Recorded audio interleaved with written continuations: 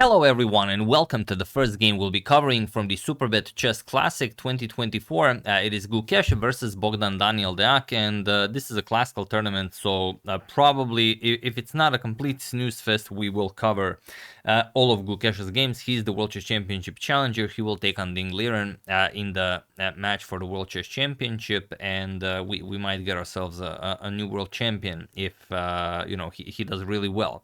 But here he faces a very strong opponent, Bogdan-Daniel Deac. We've seen him play against all the top guys, and he always plays really, really well. And on the other hand, Gukesh faces some difficulties in terms of how to get winning positions, same as Magnus does, because he's now so much higher rated than everyone else that he simply has to play weird openings in order to get winning positions. He can't just play what the engine says is strongest, because everyone knows that, and he will not get winning positions with white. So here, Gukesh also attempts one such idea. So let's check it out. Gukesh with white opens with pawn to d4. We have knight to f6, pawn to c4, and pawn to e6. And I know I've been sort of having the brief, or rather the short Bobby Fischer saga and of the 1967 Seuss tournament, and if we could show some similarities between Gukesh and Bobby Fischer, they both became grandmasters at a very young age. Gukesh even much younger. He was 12 years old and 7 months, whereas Fischer got his grandmaster title at the age of 15, which was incredible at the time, but now of course we have much younger grandmasters. But okay, knight to c3 and bishop to b4. Bogdan-Daniel goes for the Nimzo-Indian defense. Gukesh goes for e3. We have castles, and now everyone, including your grandpa, already knows that there are three top moves here: bishop d3, knight e2, knight to f3, and of course bishop to d2, which is the fourth most popular, but now one that we keep seeing very, very often. So bishop to d2. We have pawn to c5 and pawn to d5. Advancing the pawn, we have pawn to d6 and now bishop to d3. And this is already extremely rare territory. There is one game where pawn to e5 was played, but it's a really bad move. At this level, it's even going to lose you the game. So here e captures on d5 by Bogdan-Daniel, and it is now as of move 7 that we have a completely new game. So okay, c captures on d5, knight b to d7, and knight g to e2. We have knight to e5 attacking the bishop, and like Fischer, keeping his light square bishop safe. We have rook to b8, preparing pawn to b5, castles and pawn to b5. We have pawn to a3, kicking away the dark square bishop, bishop to a5, and now pawn to h3. A lot of pieces are going after that square, so it makes sense to play it. Rook to e8, and now knight to g3. And here, knight to c4, going after the bishop on d2, so Gukesh also tucks it back for later use, but now comes bishop captures on c3. The reason for this bishop for knight trade is that it will mess up Gukesh's pawn structure, and it will be very hard for Gukesh to defend his pawns. Queen to a5 by Bogdan-Daniel. Now the question is, how do you defend this? The knight here beautifully plays the queen, attacking the c3 pawn. If the c3 pawn falls, then b4 at some point will create a passed pawn. Is this already big trouble for Gukesh? It's hard to say. As you can see, or you can't see, sorry about that, I will make it visible. I thought I made it visible, but yeah, sorry about that. Just give me a few seconds. I want to make the clocks visible for you, as they are relevant to this game. Sorry about that. There we go. So as you can see here, Gukesh still has full time on the clock, so he's well within his preparation, and Bogdan-Daniel already spent some time. They both spend some time, as you start with 2 hours on the clock, but Gukesh is playing much faster here. Rook to b1, and now queen captures on c3. He does grab the pawn, but it took him some 12 minutes to decide on that, and now Gukesh already with a half an hour lead on the clock. So what's the idea behind the pawn sacrifice? Rook b3, okay, attacks the queen, queen to e5, and now pawn to e4. Okay, I mean, looks nice, but is there really compensation here for the queen? We have pawn to h5, trying to kick away one of the defenders of the e4 pawn, and now Gukesh plays bishop to d3. Okay, very nice. Still, where's the compensation? We have bishop to d7, and now pawn to f4, attacking the queen. queen to d4 check, and now king to h1. And here we can see what Gukesh had in mind, or rather one of the ideas that he had in mind. He couldn't be sure that Bogdan-Daniel will go into this line, but this is the absolute best line that Bogdan-Daniel could have gone for. It is the top line recommended by the engine, but you can see that he burned all of his time. He's already down to 10 minutes on the clock, and he's in a lot of danger here. To give an example, if you play a weird move, let's say you consolidate, already knight to e2 and your queen is trapped. The queen has no squares, and you resign here. Not much to do. You could play put the queen all the way to a1, but then rook to b1, and yeah, not a lot to do here. You could play queen to a2, but then comes knight to c3. All in all, whatever you play, you will lose that queen. So here, after king to h1, he does again play the strongest move. Knight captures on e4, but now look at this. Gukesh an hour and 16 minutes, Bogdan-Daniel 8 minutes on the clock. Bishop captures, rook captures, he had to give up the exchange. Knight captures and queen captures, and now rook to e1, going after the queen, and queen all the way back to h7.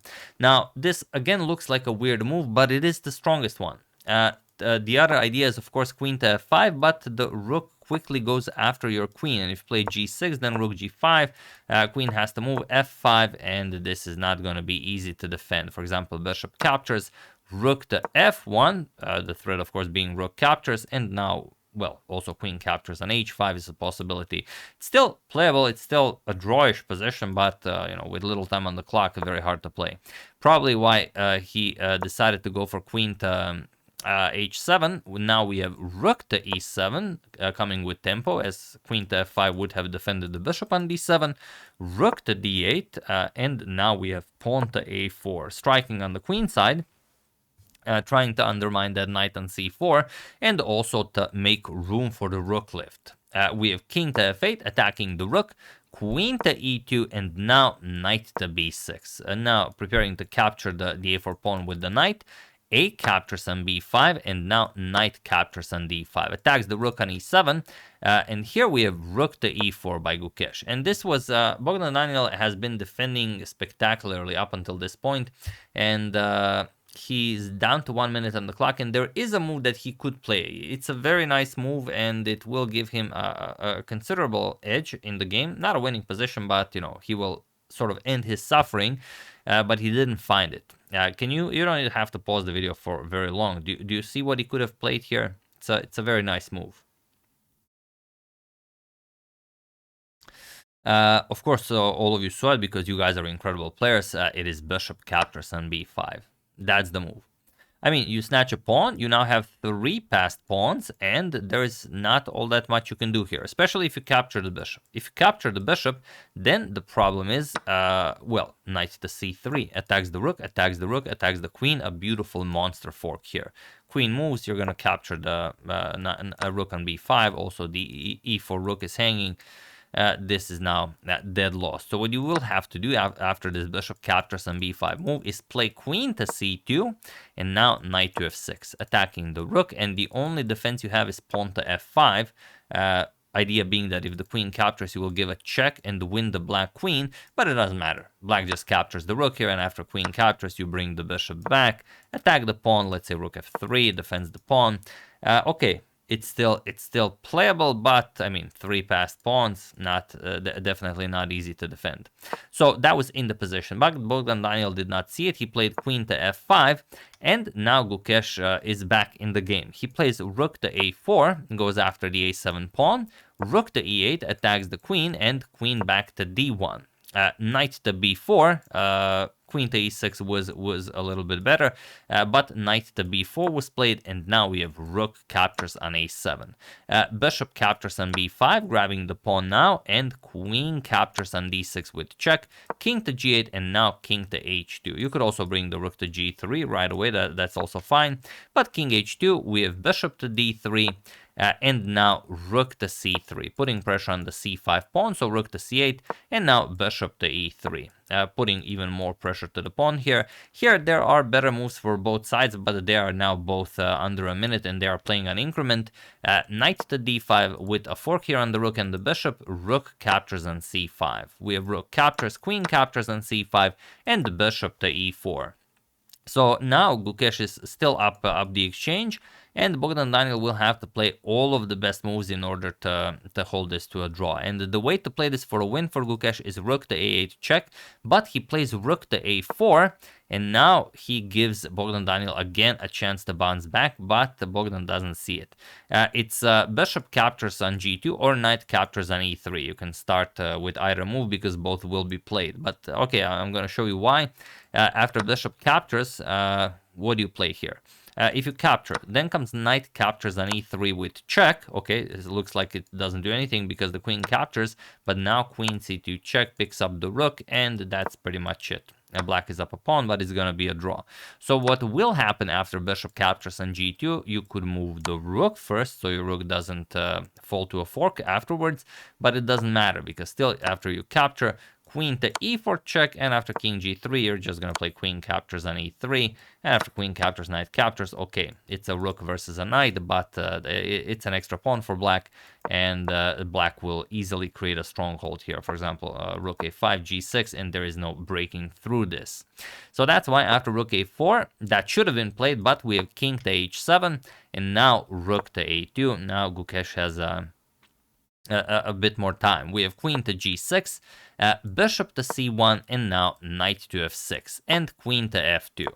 Preparing to advance those kingside pawns, knight to d5, and queen to g3, offering a queen trade. And you could avoid the queen trade, but it doesn't matter. Once the bishop comes to b2, it's going to be impossible to defend this. So Bogdan-Daniel traded, played knight to e7, but now it's a little bit different than the knight versus rook endgame that we discussed, because you have a rook and a dark square bishop. So that is, of course, much different. King h4, we have bishop to d5, rook to d2, and now pawn to g6. He starts creating a fortress here, but king to g5, we have bishop to e6, and now bishop to b2, grabbing hold of this long diagonal. Knight to g8, and here Gukesh played rook to d8, and he was in this position on move 50 that Bogdan-Daniel Deac resigned the game, as there is nothing more to be done here. If you move the knight, you're gonna get checkmated. You don't really have any other moves, and if you just move, okay, you can't even move the bishop here. If you move the bishop here, then g4, for example, we could show something like this: captures, the bishop moves back. What do you play? For example, bishop to e5 wastes a move. Black is now in complete zugzwang. You have to, any move you make loses you the game. For example, you don't even have moves to make, like you could play f6, but it just captures.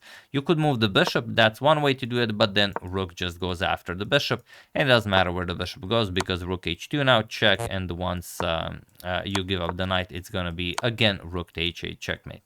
So of course Bogdan-Daniel saw this, and he was in this position on move 50 that he resigned the game.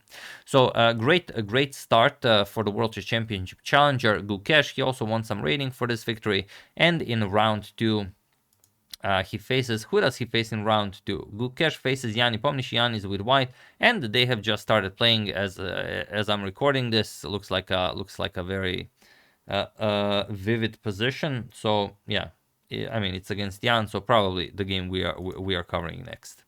So yeah, that's the game. Hope you guys enjoyed it. We're going to take a short break from the Mini Fischer saga to cover the Superbet Romania Chess Classic. Hope you enjoyed that. I would like to thank Adam Simmons, Ricardo Paulin, Bruce Mark Martin, Benjamin Nerokot, and James Eugene Cashman for your contribution to my channel. Thank you a lot. I really appreciate it. As usual, you can check 2 of my previous videos here. Thank you for watching, and I will see you soon. Continuing to check up on your wonderful suggestions and with whatever else happens in the chess world, like this fine event. So thank you all, I will see you soon, and have an excellent rest of your day.